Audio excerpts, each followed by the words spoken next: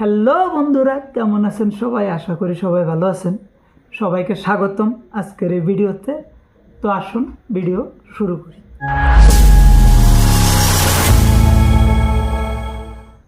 বদনাম বদনাম একটা আর্ট, বদনাম একটা কলা বা শিল্প, যা সবাই করতে পারে না।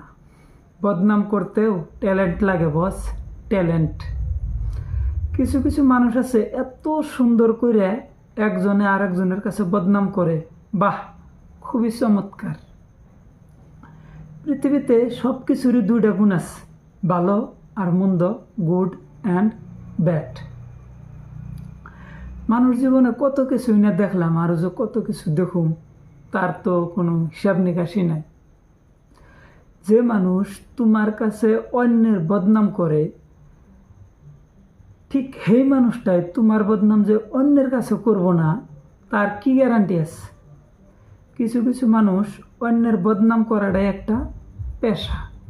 মানুষ বদনাম করে ভালো পায়। তোমার বদনাম অন্যজনের কাছে, অন্যজনের বদনাম তোমার কাছে। সমাজে দুই ধরনের মানুষ আছে। এক, নিজের কর্ম নিয়ে ব্যস্ত থাকে, অন্যের কথা ভাবারও কোনো সময়ই নেই, কোনো চিন্তাই নেই। নিজের জীবন নিয়ে তারা ব্যস্ত থাকে, নিজের কর্ম নিয়ে ব্যস্ত থাকে। আর একজন অন্যের বদনাম নিয়ে ব্যস্ত থাকে। একজন আরেকজনের ভুল, দোষ, ত্রুটি নিয়ে ব্যস্ত থাকে। একজন মানুষের যদি কোনো দোষ নাও থাকে, তাও তোমার কাছে আইয়া বা অন্য একজনের কাছে যে বদনাম করে তারে দোষী বানাইব, সেই চিন্তা ভাবনা নিয়ে ব্যস্ত থাকে। অ্যাকচুয়ালি মানুষের বিপদে বন্ধুর পরিচয়। যখন মানুষের খারাপ সময় চলে, তখন মানুষের আপনজনও পর হয়ে যায়।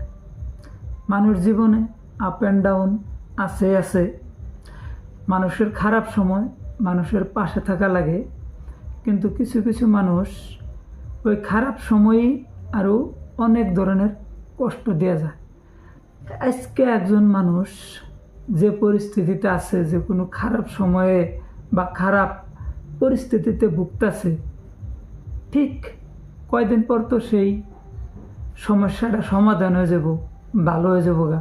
যখন সেই মানুষটা জানতে পারবো যে তুমি ওই মানুষটার বিষয়ে বহুত কিছু বদনাম করছিলে, তখন ওই মানুষটার ভিতরে কী ঘটনা ঘটবে, ওই মানুষটা তোমার প্রতি বিশ্বাসটা হারিয়ে যাবো গা।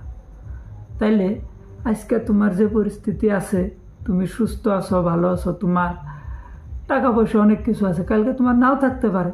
যখন তোমার খারাপ সময় আইব, তোমার বিষয়ে যদি অন্য কেউ এমন বদনাম করে, তোমার কেমন লাগবে? এই পৃথিবীতে একটা কথা সত্য, সত্য কোনো দিন লুকিয়ে থাকে না। একদিন না একদিন তা সবাই জানবই জানব। সত্যের মরণ নাই, সত্য চিরন্তন সত্য। তাইলে কি এর জন্য অকারণে একজন মানুষকে অন্য আরেকজনের কাছে দোষী বানাবে? কি লাভ আছে তাতে? কি ক্ষতি করছে সেই মানুষটা আপনার জীবনে?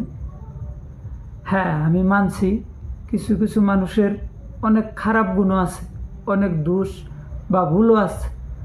কোনো কোনো সময়ে বুঝে না বুঝে, মনের অজান্তে হঠাৎ করে কিবা একটা ভুল করে, আর সেই ভুলের প্রায়শ্চিত্তও করে, সেই ভুলের শাস্তিও পায়। কিন্তু তাই বলে একজন মানুষের অতীত জীবন নিয়ে অন্যের কাছে বদনাম করার কি প্রয়োজন আছে? কি লাভ আছে? এটা আবার কেমন প্রতিশোধ?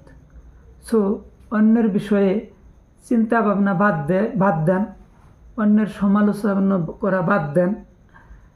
অন্যের জীবনে কি ঘটতেছে কি না ঘটতেছে ওইসব চিন্তা ভাবনা বাদ দিয়ে নিজের জীবন নিয়ে ব্যস্ত থাকেন। নিজের জীবনটারে সৎ পথে পরিচালনা করে পরিয়াল নিয়ে সুখে থাকার চেষ্টা করেন। নিজের জীবন নিয়ে, নিজের কর্ম নিয়ে ব্যস্ত থাকেন, অন্যের সমালোচনা করা বাদ দেন। আর সেই সব মানুষের কাছ থেকে দূরে থাকেন যারা অন্যের বদনাম আপনার কাছে আয়া করে। কোনো কোনো সময়ে আপনার জীবনে যদি কোনো দিন খারাপ সময় হয়, এই মানুষটা আপনার বদনামও অন্যজনের কাছে করব।